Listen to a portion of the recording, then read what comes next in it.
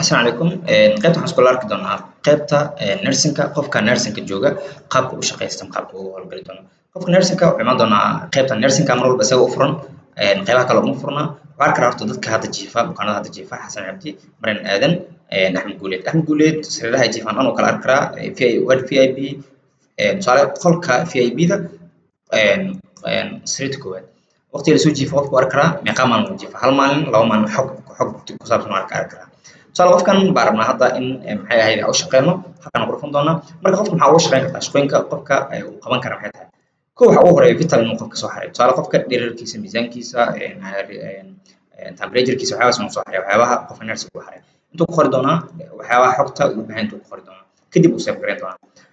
xogii horena saan u arki doonaa xog walba halkaan ku arki doonaa waxaa kaloo jirta sidoo kale inuu note qoro tusaale note wuxuu halkaan ka arki doonaa professional doctorka waxa uu halkaan ka arki karaa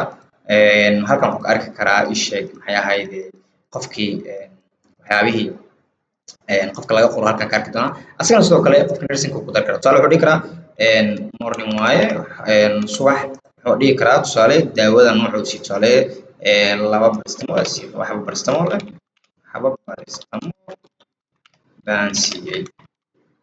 halkaan uu gelin doonaa save note leeyahay qof walbaan arki doonaa waa ujeedaa nursing note signed waxa paracetamol baan siiyay qaybtan order waaye orderku halkaan ka arki doonaa waxyaabaha qofkaas loo dalbay tusaale hadda qof waxa loo dalbay haduu jiro dalabka waxaa la yiraahdaa qofka tusaale midkan imaano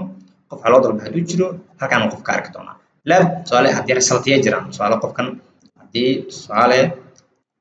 qofkan haddii resultiye ay halkaan yimaadeen resultiyadii iyo waxyaabihii qofka laga soo baray inuu halkaan ka arki doonaa laakiin shaqooyinka ugu muhiimsan waa in noodkaas uu geliyo qofka nursingka sidoo kale qaybtan vitalkan uu diiwaangeliyo aad u mahadsantihiin